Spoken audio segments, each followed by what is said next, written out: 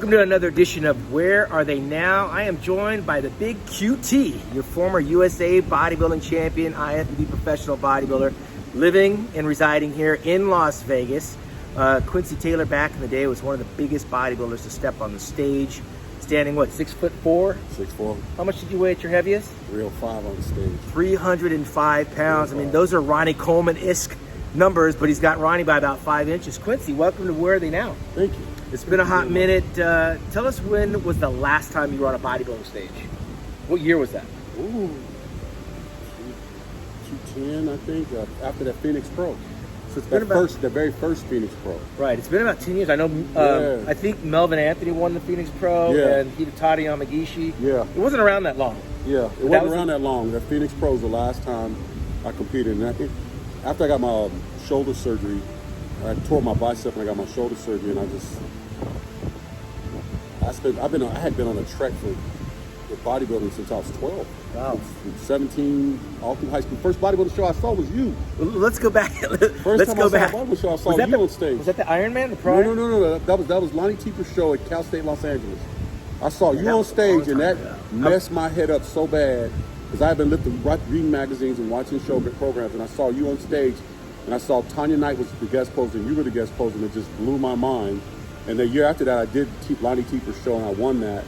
And I just kept competing from that day forward. That is crazy. You just took me back to a place because I almost believe that was the night Mike Tyson got knocked out. Yes, it was. So it was like 2 weeks before I won that Ironman in 1990. Yes, it was the same year that, what was it? I did the Orange County. They had the Orange County at Knott's Berry Farms back then. That's right, yeah. Yeah. So we're going back 30 years, 1990-ish. I was like 18, 19 years old. Yeah, and you went on. Did you work as like a probation officer or something? Yeah. Years later, I was started with LA County Probation. I worked in juvenile hall, downtown LA for 2-3 years, and I worked in LA County Probation for 10 years.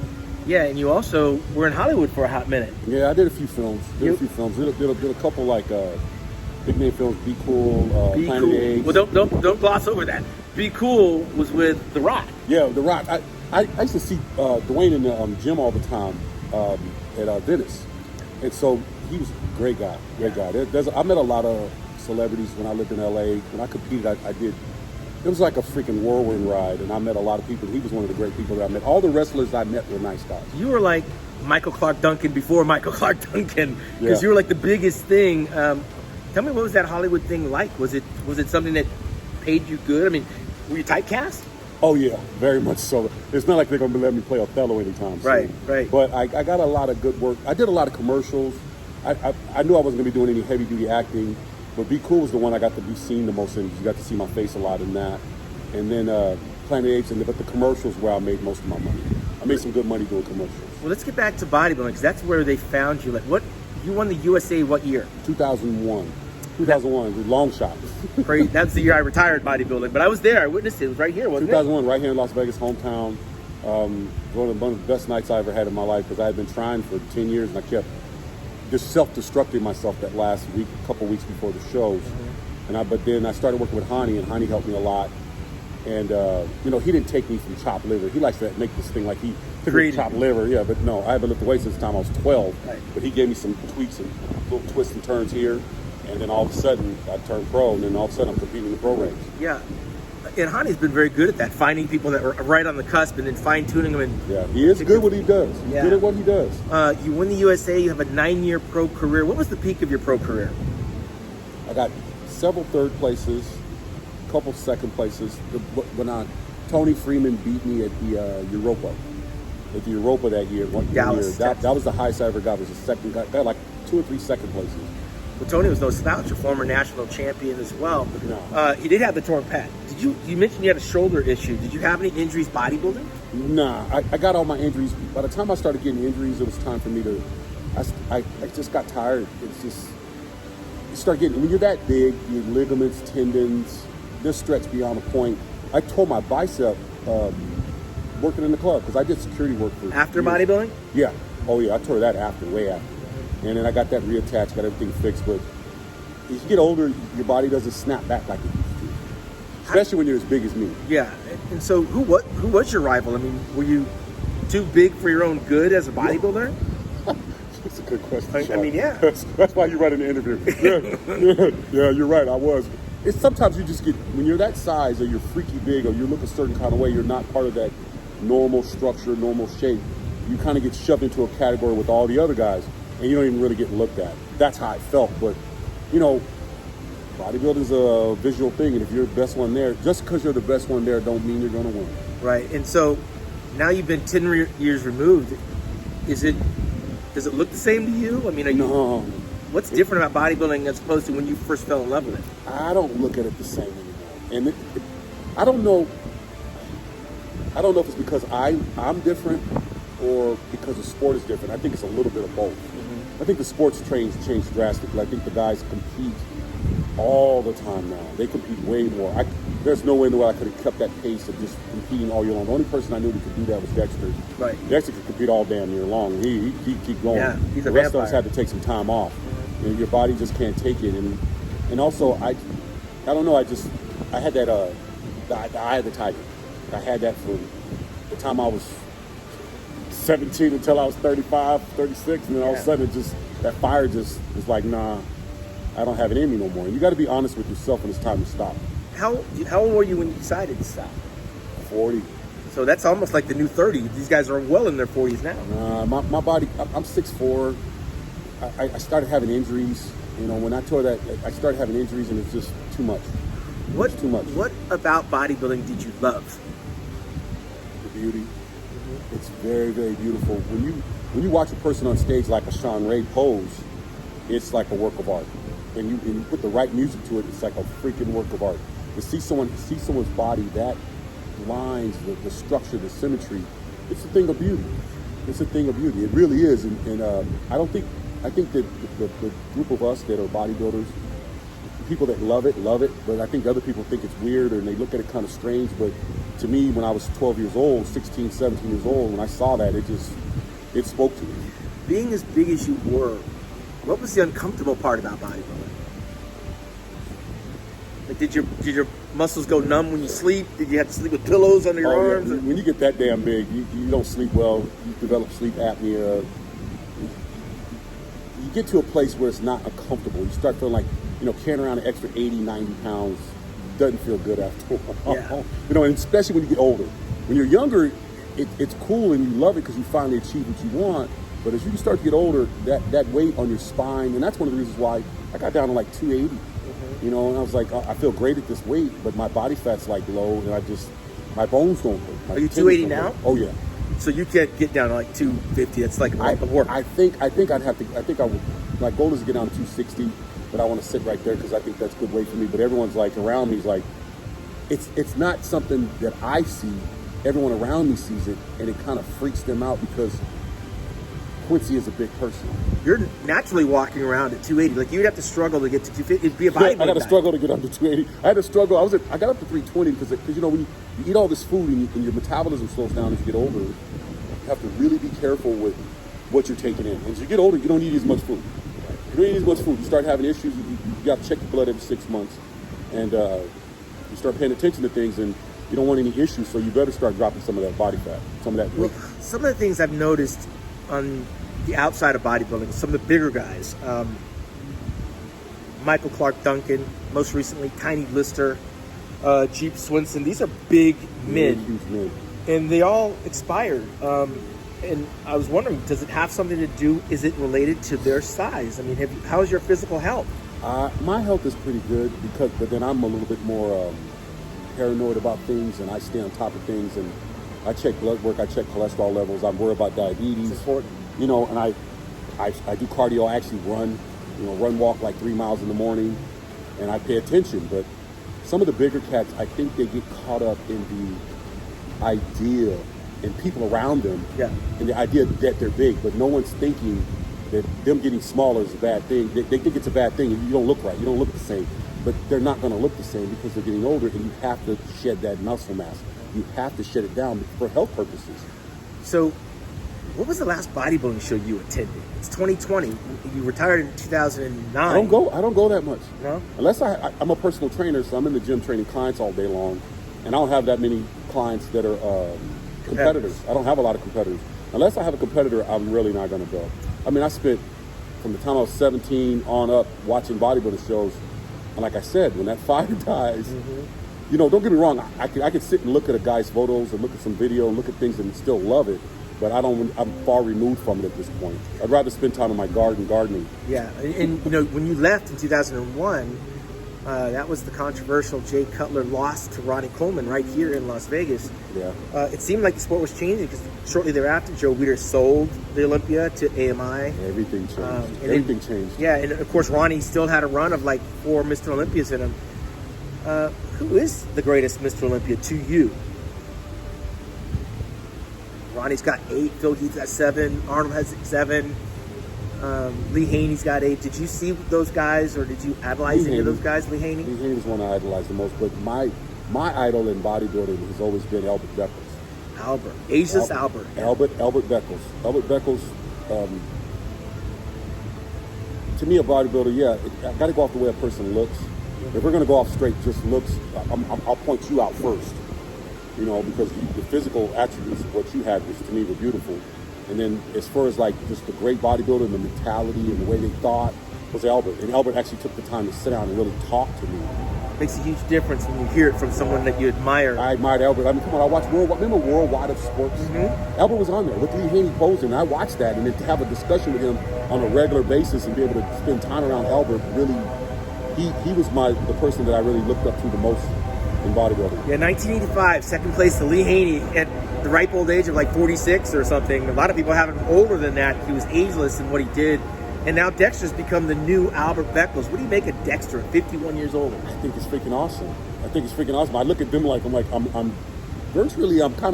I'm really amazed to see him doing that, because I know, but Dexter, his body's always been different than everyone else's. Even when competing, I remember having a discussion with him backstage, and I was talking about how I had, you know, different aches and pains. Dexter didn't have no aches and pains. He was about the same age I was. But Dexter's just, some people can do things at a longer age period than most of us. You don't stop until you feel like you have to stop. If he feels like he can keep going, and number one, if the doctor keeps telling him he can keep going, then I think he should keep going. Yeah. What do you make of a guy like Flex Wheeler back in the day? Freaking awesome. You have a chance to compete against them? I was on stage with him at the Ironman once. He's a great bodybuilder, great person too. I had some good discussion with Kenny. Kenny's a good guy too. As all you know, I call it how I see it.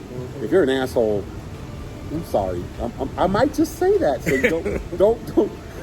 Right? If you feel strong, you know where I'm at. Step up. I kind of like that attitude, and that's the way I've always been. But Kenny's a good person. He's a good guy. I've never had bad experience with him. I've never had bad experience with a lot of the guys. I've never really had some bad experiences with most of them. Who didn't you like?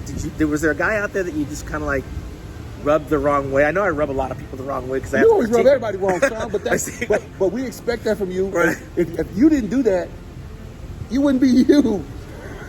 I'm a critic. But the thing is, I love you for it because you keep everybody on their damn toes. So there's always got to be someone else standing on the other side going, hey, that's some bullshit. Right. Well, I mean, that's BS, Quincy. That's BS. That's all BS. I try to keep it 100. We need that. The whole country needs that. Everybody needs a little bit of that. But I can't think of. You were coming up right with Craig Titus and Kamali. Were you ever? I like Kamali. Okay. Craig's cool too. I never had a problem with Craig. Yeah. I always got along really good with Craig. I saw him in the gym all the time. I got along really good with him. There's definitely some hypocrites there, but I don't want to put anybody on the outs like that right now. There's any job you have, there's always going to be some guys standing around there just like, dude, I just love to slap him, but you can't do that. If there was something you could change about bodybuilding that wasn't happening when you were competing, and now you could change it, what would that be? I would give a tall guy class. So you'd have height classes. Yeah, because they had the class for the certain weight for the guys that were smaller, and rightfully so. In the amateurs. Yeah, in the pros. In the pros, yeah, the 202 and the 212. Yeah, they had that, but they didn't have that for the guys over 300 pounds. But granted, they need the 202s needed that because they weren't getting the credit they deserved for a lot of things in the sport. But bodybuilding is really geared towards that size, and those guys more than geared towards the taller guys. But how many guys? No one cares about the taller guys. How many guys would be in your category? I mean, not that many. There's not that many. You wouldn't by default. yeah, that'd be nice, but I doubt it would happen. But nowadays, I need a lot more guys that are 6'1", 6'2", 6'3". There's a few that are 6'4", but I think there would be more if they thought they could actually make money from it. Right. So how was the money situation? Because you didn't win. No, there didn't. was money on the table. Oh, yeah. So how did you economize that? Because it's not a cheap sport. It's No, expensive. You worked with a couple companies, right? I worked with a couple companies. I worked with some good companies, and also because of the movie stuff that I did, and I worked in clubs, I always did security work. But let's be real. Let's be real, Sean. If you want to be real, well, come on, man. Back then, there's three ways. You know, you're gonna either. There's a whole avenue of men out there you can get money from. There's a whole avenue of, you can have a family with good money and make good money, or there's another option out there where you can actually get out there and hustle your ass off and make money with supplementation. And that's what I chose. Yeah. You know, and I made good money doing that. And on top of that, I also made good money doing commercials, movies, like crazy. And so I supplemented my income doing a lot of illegal activities. So, and I can't cry. I made a lot. For the love of the sport, though, you did it because you wanted to body. Oh yeah. There was no way I would have gotten my pro card without me doing that. There was just no way. It's a hustle. There was no way. There was no way. And I made a conscious choice to do what I did. You know, I was involved in law enforcement, so I knew what could happen, but I still knew what I was doing, and I still did what I had to do to make money. And a lot of the other guys may not say this, but there's a lot of them doing it because there's no other way to afford that stuff. Right. You know, because bodybuilding and the supplementation is highly expensive. And if you're going to pay for it out of pocket, you better have a wealthy family or a very good career. And most of us are not smart enough to realize you need to get a career before you start bodybuilding, like a real life, a real job.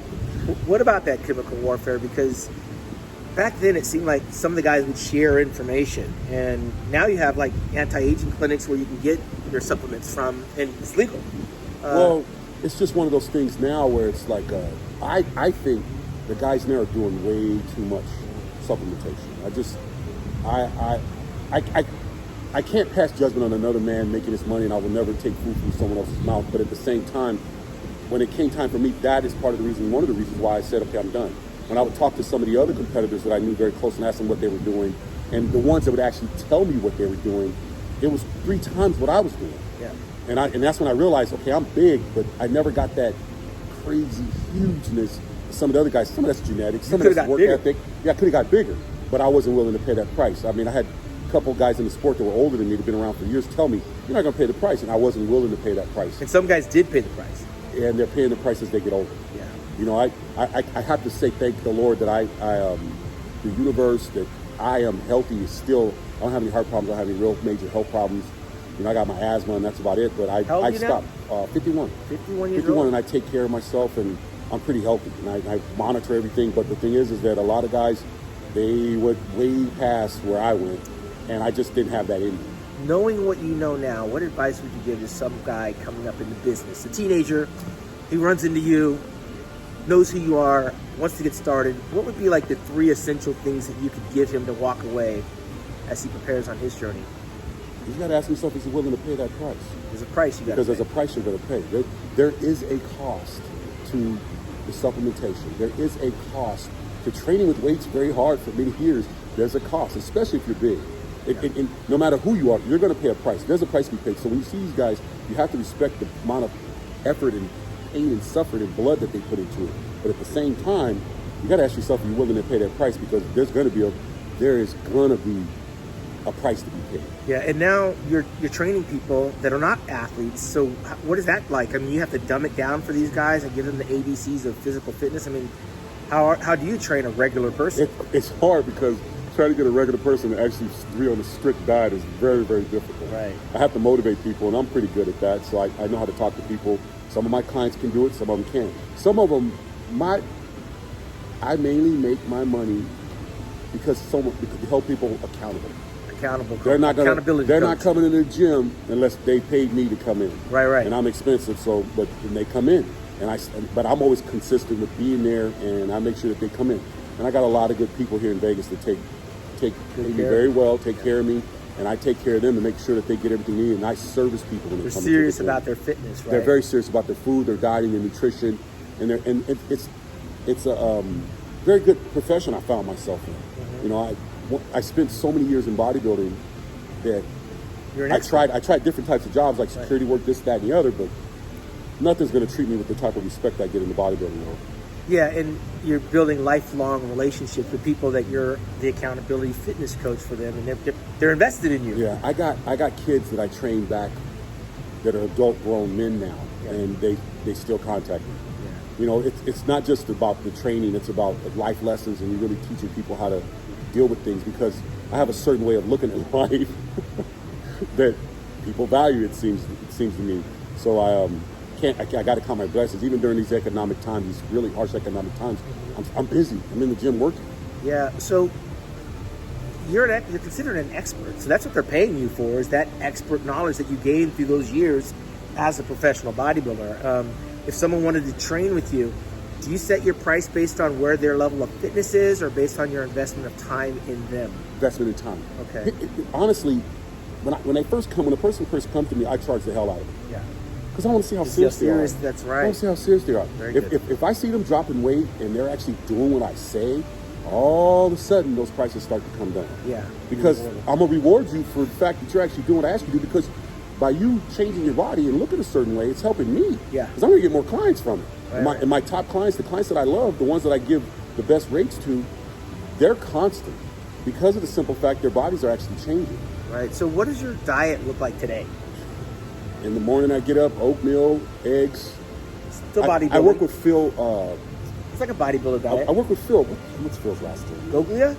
No. Goglia, yeah. Okay. I work with Old Phil. school Phil. I work with Phil. Phil's like, you guys got a degree from Princeton. Yeah, smart guy. Smart guy. He's a bodybuilder. He judged me at shows. Yeah. I work with Phil on my food, and he monitors my blood work. He's one of the best in the country, if you ask me.